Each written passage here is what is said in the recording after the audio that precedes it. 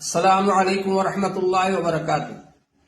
خلافت راشدہ کے زمانے میں خلیفہ اور امیر المومنین ہی حاکم بھی ہوتے تھے، امیر بھی ہوتے تھے اور مذہبی پیشوا بھی ہوتے تھے، اور اس کے بعد جب حکومت کا دور آیا اور یزید کا دور آیا تو اس وقت سے حکومت کا کام الگ ہو گیا جو ظلم و ستم کے ساتھ چل رہی تھی، اور اولیاء کرام نے اور علماء کرام نے دین کو پھیلانے کا سلسلہ جاری رکھا۔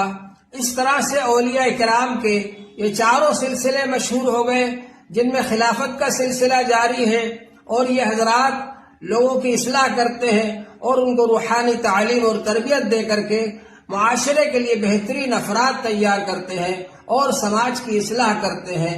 اس لیے ہم کو ان سے جڑنا چاہیے۔ اللہ تعالیٰ آپ حضرات کو جزائے خیر عطا فرمائے کہ آپ اس لائن سے جڑے۔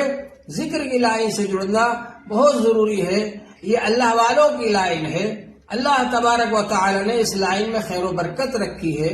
اس لائن سے زیادہ ہمیں جڑنا چاہیے اور اللہ کا ذکر کرنا چاہیے اور اولیاء کرام کے طریقے کو اختیار کرنا چاہیے۔